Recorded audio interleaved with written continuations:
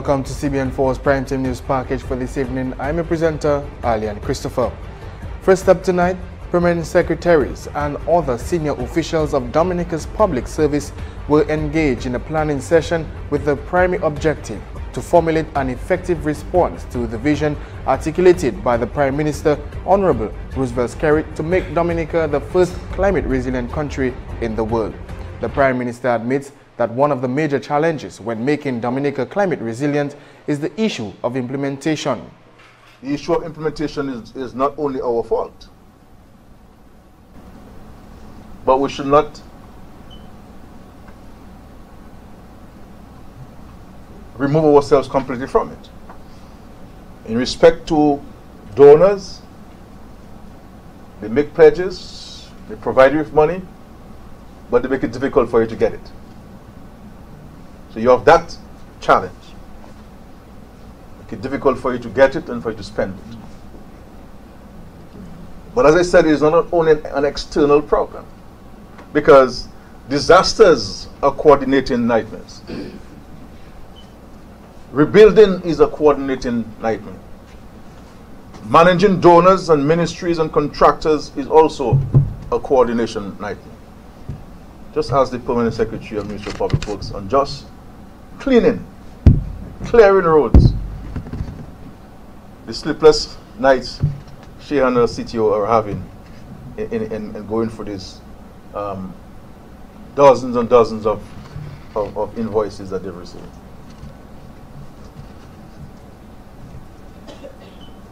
We cannot function in the present dispensation.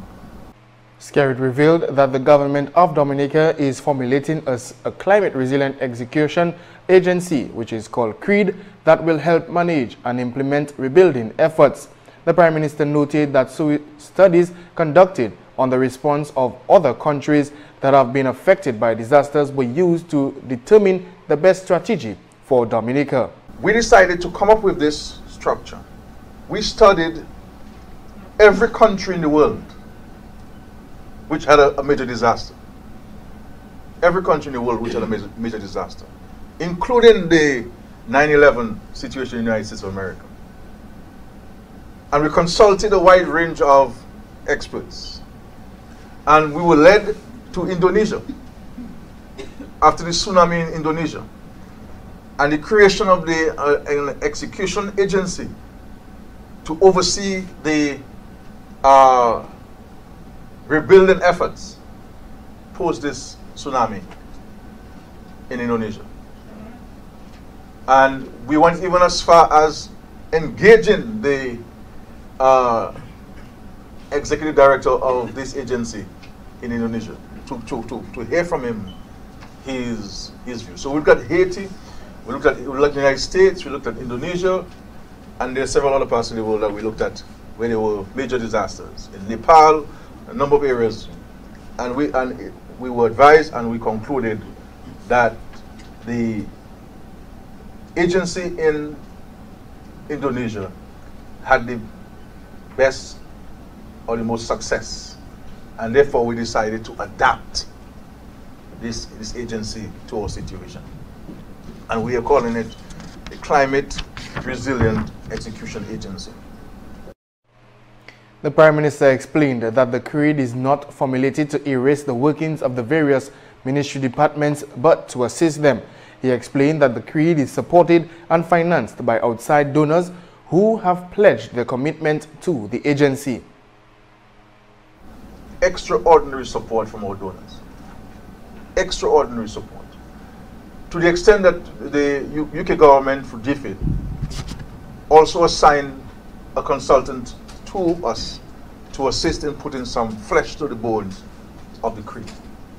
And we, as I said to the public some time ago, we had engaged Professor Avinash Prasad, who has been exemplary in assisting us in putting this together. And for this we're very grateful to him. So we will have the agency, and we have already been given commitments of funding for this agency by a couple of donors. So that funding is already committed. Once we finalize the documentation, then we'll be accessing this funding from the agencies. Prime Minister Roosevelt Skerrit mentioned that the creed would also be made up of an advisory committee, of which he will act as the chair. He said he has decided to include the Parliament by the formulation of a parliamentary committee that will consist of 2 members of the opposition, 2 members of government and the Attorney General to provide parliamentary supervision. Skerrit stated that Parliament would have the opportunity to quiz the Executive Director on the workings of the creed. And in collaboration with the United Nations Development Programme and SIDEMA, funding for the installation of early warning systems on the West Coast has been put in place in order to better inform the public. Project Officer in the Office of the Disaster Management, Donaldson Frederick, says a few of the early warning systems were placed in a few communities around the island. So in February, we installed, along with the Met Office, some rain gauge and river monitoring devices in Coliho and Dublin. They withstood the impact of the Category 5 hurricane, and they're still functional.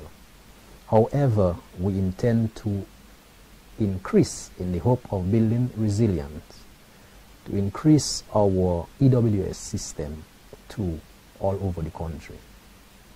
So the project will begin in January and it will end in February of 2019. So for the entire year from 2018 to 2019, we'll be looking at developing our early warning system that will basically cover a number of hazards, not only hurricanes, but it will cover floods, it will cover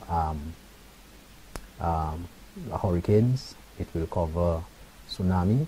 Let's say if the sea comes all the way up to the river, because some of the systems are placed close to the rivers, to the sea. Frederick also noted that the Office of Disaster Management is also interested in placing early warning systems within its emergency agencies. To our emergency agencies, for example, fire, police, the hospital, Red Cross, they will form part of the early warning system. So when the information goes out, they will get that information as well.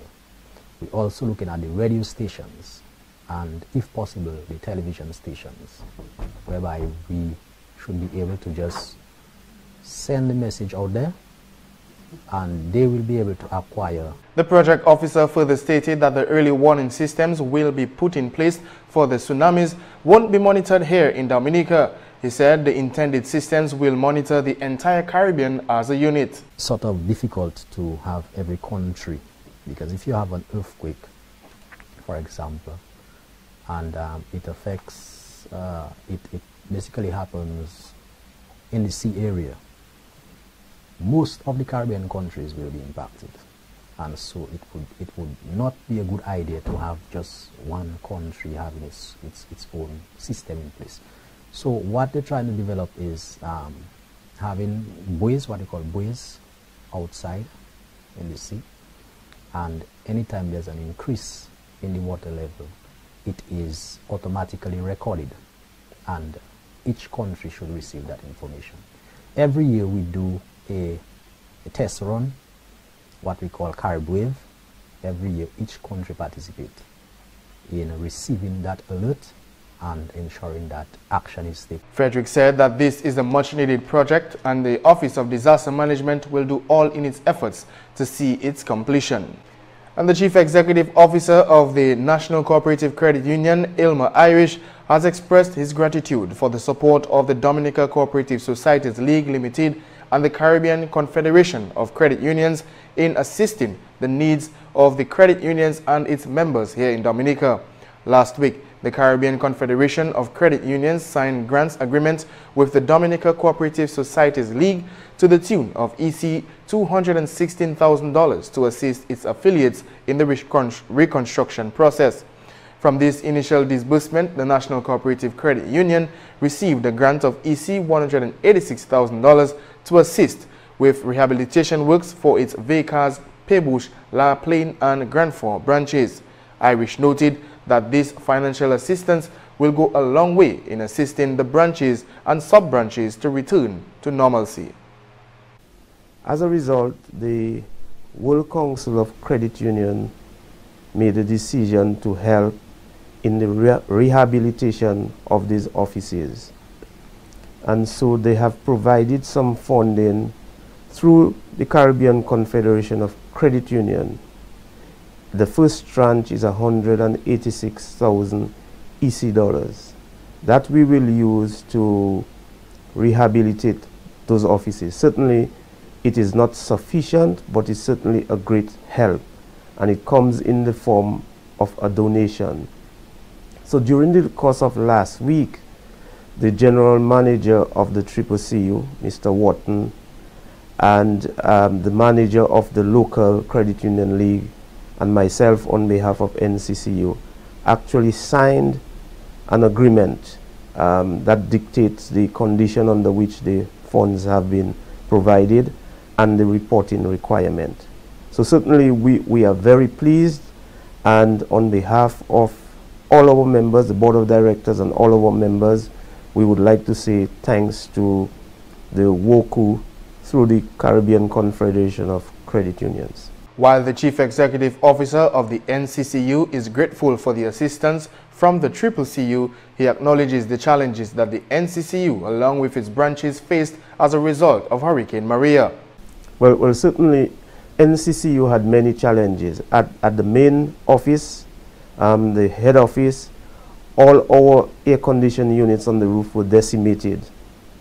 With respect to our other branches, connectivity was a major problem. In the recent past, we have been able to establish connectivity with our St. Paul branch at Maho.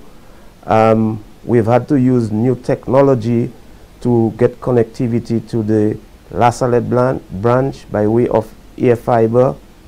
Our Vacas branch still does not have connectivity, neither our branches at La Plaine and Rivière Syric.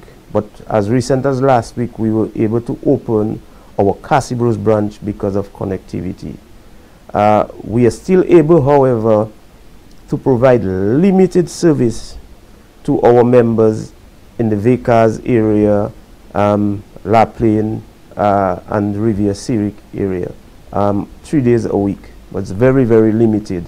Basic withdrawal and deposits. The St. Mary's Cooperative Credit Union Limited, which serves the twin communities of Girardel and Egliston, was also assisted with a grant of EC $30,000 for rehabilitation works post-Hurricane Maria. And we'll be back with more news right after this break.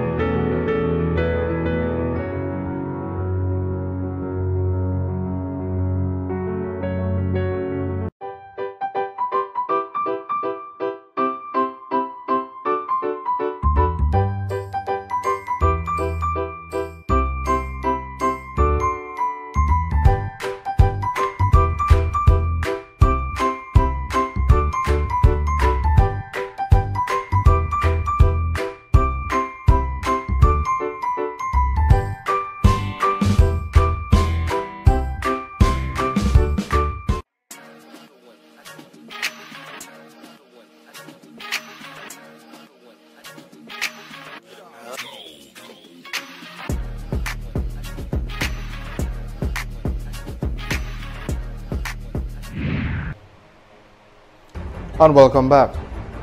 Prime Minister of Dominica, Honorable Roosevelt Skerrit, has stated that the government of Dominica will be sharing with the Dominican population the various components and aspects of building greater resilience and creating a more sustainable livelihood for all Dominicans. After the devastation caused by Hurricane Maria on September 18th, the Commonwealth of Dominica announced its commitment to becoming the first climate-resilient nation of the Caribbean region and the world. The Prime Minister of Dominica was speaking to the government's plan of building back better, which focuses on climate resilience. The fact is, the issue of climate change is real and present with us. And the scientists are saying that storms are going to become more frequent and more ferocious. We have no control over this. What we have control over is, as human beings, is how we construct, how we build. And this is why, even with regards to housing, we will be bringing in, and where do you build? How do we build? We'll be bringing in some experts who will go to various, especially vulnerable communities, to advise us on zoning of those communities. To say, look, you cannot build in this zone. No form of construction whatsoever. You understand? So there are a number of things that we're looking at, but certainly I would hate to think that any sensible person in our country who would be opposed to building greater resilience, because that's the only way to go. Even though all of us, every one of us citizens who own a home, are now looking to see, well, why should I build a concrete roof? You know, because the only place I survived the hurricane is in the toilet where we had the concrete roof. You know, and those who had concrete roofs had no impact except for the couple of windows and so forth. So people are saying, boy, we were importing these windows from all over the place, but the Chinese windows survived and so forth. So we've all seen, we all know in our mind, in the building back better, want to build with greater resilience. The Prime Minister further mentioned that in case another hurricane was to hit Dominica, building smart and climate resilient institutions is the way to go. Our health systems, next time a hurricane like this happens, God forbid, we should not have a situation where in our main hospital we cannot provide basic services. No lights, no water. That shouldn't happen in the future. We need to build smart and climate resilient health centers and hospitals. Our schools, we need to ensure that our schools are more resilient to these natural disasters. And so these are things that we'll be looking at in our whole building. I'm sure you're hearing people on the streets and on the radio programs. Everybody talk about 24 gauge galvanized. Everybody talking about the quality of the material. Why I don't buy this caution. Fellas have to come back to it because and you're gonna see very soon. Many of us will have our own testing devices. When we go and we buy materials, we need to ensure that the blocks have the PSI that is required, that the aggregates are cleaned properly, you know, mud in it, and the sand and so forth. So even at our own little station, we are now looking at the issue of building back better and building back with greater resilience. During a signing ceremony between the government of Dominica and the Aid Bank, Minister for Planning, Dr. John Colin McIntyre, stated that the government of Dominica has placed serious importance on agriculture. Since the passing of Hurricane Maria, the government of Dominica has embarked on a rapid response program to assist its farmers. Dominica suffered significant amounts of damage to its agricultural sector during the passing of Hurricane Maria, and McIntyre, who is also a farmer, has encouraged the farmers to get back on their feet. The government of Dominica seriously committed to agriculture. We place everything it takes in its hands to get money to the farmers. I urge the farmers to take advantage of this facility. Post-Maria, where we suffered 100% in mostly every single crop, you may have some remnants of tree crops left, but they have been battered. Unless we feed them properly, prune them, it'll take a few years to get back on target. Vegetables totally gone, poultry, pigs gone, the elements of nature took care of the rest. McIntyre went on to say that the abattoir is currently fully functional and well supported by the government of Dominica. He also called on the pork and poultry farmers to get back to the loan facility at the Aid Bank. Become fully operational in terms of the throughput right now. We need the farmers, especially the pork and poultry farmers, to get back into this facility here at the Aid Bank. And don't be shy. take advantage of it. It's an opportunity. 2%. Where would you have heard something like that? When I was a young man growing up, they used to have a facility at the National Bank. I think it was about 5%. I took advantage of it. That's how I was able to buy my cows and get some land to feed my cows. I have a little land today. And I was very young in those days. So I urge farmers, especially the young farmers, to take advantage of this opportunity. Maria, David, if you look at the intervals, 38 years, we don't really want another Maria very soon, I must admit. But these things don't pop up every single time. So when you have a 2%, and we are grateful from the source of the funds, much talked about CBI program. These are funds that we're using wisely to invest back in our people's hands. Let them take advantage of it to build a place. Now, yesterday I was speaking to a huckster/farmer, and he pointed out something that I think we should pay attention to. Meantime, Johnson Drago, Minister for Agriculture, is calling on farmers to rise from Maria's devastation of Dominica's agriculture by taking advantage of the low-interest loans at the Dominica Agricultural and Industrial Bank post-Hurricane Maria. Drago noted that Dominica's agricultural sector took a heavy pounding from the Category 5 Hurricane Maria on September 18th. The minister indicated that it is in the government's interest and the government's preparation to assisting the farmers. A decision was taken to reduce the interest rate of the loan facilities, which was established at the aid bank from 3% to 2%. Reduction of the interest rate from 3% to 2% is very, very important to us in the industry. We are saying to the farmers that you should continue to take advantage of the facility at the aid bank. We were pleased with the number of farmers who took advantage of the facility when it was established. But this is an opportunity for an increased number of persons to go into agriculture. Rest assured, with Dominica not being commissioned on the market selling agricultural produce, the region is suffering. So not only Dominica is suffering due to lack of bananas and plantain and yams, the entire region who depend on Dominica, especially the islands in the north, who depend on Dominica for most of their produce, they are suffering. Of course, their countries filling in the blanks from Dominican Republic and Jamaica and so on. But no other country can beat the quality of agricultural produce that comes from Dominica. And everybody is waiting patiently for Dominica to get back on the market. Drago went on to say that the government remains committed to assisting the farmers in plantain and the farmers in the banana subsector. Thousands of bags of fertilizers to banana and plantain farmers in support of rebuilding the industry. Our farmers are rapidly replanting and cleaning and trimming and desuckering and so on. So we're seeing positive sign in the banana and plantain subsector. Our dashing farmers, they are back on planting. So we're looking forward to, within 8 months, supplying our traditional markets in the region and going back on to our market in the United States and Great Britain.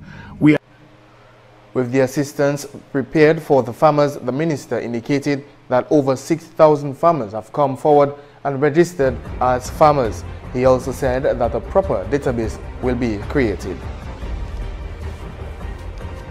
And that takes us to the end of the Primetime News package for this evening. If you've missed any of the stories, you can catch up on CBN4.com. Until our next broadcast, I am Alan Christopher saying thank you for watching.